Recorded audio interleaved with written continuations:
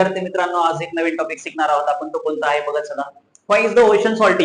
Why is the ocean salty? महासागराचं पाणी हे खारट का असतं? हा क्वेश्चन आपल्याला नेहमी पडतो. आपण जे काही पाणी पितो ते खारट नसतं, बट महासागराचं किंवा समुद्राचं पाणी खारट का असतं ते आपल्याला बघायचंय. व्हाय इज द ओशन सॉल्टी? बघा इकडं काय म्हटलंय, rain water slowly where down rock on land.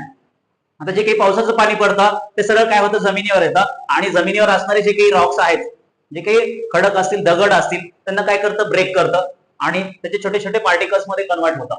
Rain water slowly where down rock on land, म्हणजे जमिनीवर असणारे जे काही खडक असतील त्यांचे बारीक बारीक कण होतात, त्यांचा काय होतं, टिअरिंग होतं. जे काही खडक असतील जमिनीवर त्यांचं टिअर होतात, ते तुटतात. आणि त्याच्यानंतर काय होतं, जे टायनी डिझॉल्व मिनरल्स, त्यामध्ये असलेले जे मिनरल्स असतील, जे tiny dissolve minerals and salts are carry by reverse.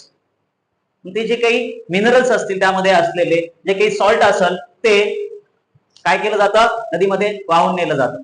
पावसाचं पाणी काय होतं, नदीमध्ये वाहतं, आणि त्यासोबतच जे छोटे छोटे मिनरल्स आहेत ते त्या पाण्यामध्ये डिझॉल्व होतात, सॉल्ट डिझॉल्व होतं, आणि ते नदी मार्फत वाहून नेलं जातं. Then river bring this dissolve substances into the ocean. आणि त्यानंतर नदीचं काम काय आहे, मग पाणी वाहून नेतं, आणि नदी शेवटी कुठे मिळते माहिती, समुद्राला जाऊन मिळते, महासागरांना जाऊन मिळते. मग त्या नदीमध्ये मिक्स झालेले जे काही सबस्टन्सेस आहेत ते कुठे घेऊन जाते, this dissolve substances into the ocean. म्हणजे नदीच्या मार्फत जे काही पाणी जातं त्या पाण्यामध्ये हे रॉक्स म्हणजे मिनरल्स आणि सॉल्ट मिक्स झालेले असतात, आणि ते ऍज इट इज महासागरामध्ये, समुद्रामध्ये जाऊन मिक्स होतात.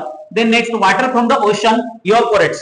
आता आपल्याला माहिती, पाऊस पडल्यानंतर नद्यांमार्फत सर्व पाणी जे आहे, पावसाचं पडलेलं पाणी समुद्रामध्ये, महासागरांमध्ये मिसळतं. त्यानंतर जे काही महासागरांमध्ये असलेलं जे पाणी आहे त्याचं काय होतं, इव्हॅपोरेशन होतं, वाफ होते, आणि त्या वाफेमधून काय होतं, पाणी तेवढं वर जातं वाफेसोबत, आणि जे काही सॉल्ट आहे, क्षार आहेत, ते शिल्लक राहतात. बघा, water from the ocean evaporates but salt stay behind. म्हणजे पाण्याची वाफ होते आणि त्या ठिकाणी असलेले जे क्षार आहेत, सॉल्ट आहे, ते शिल्लक राहतात over A very long time.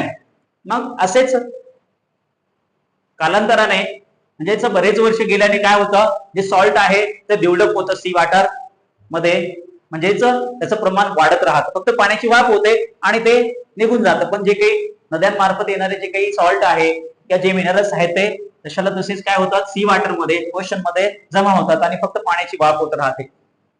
That is why ocean water taste salty.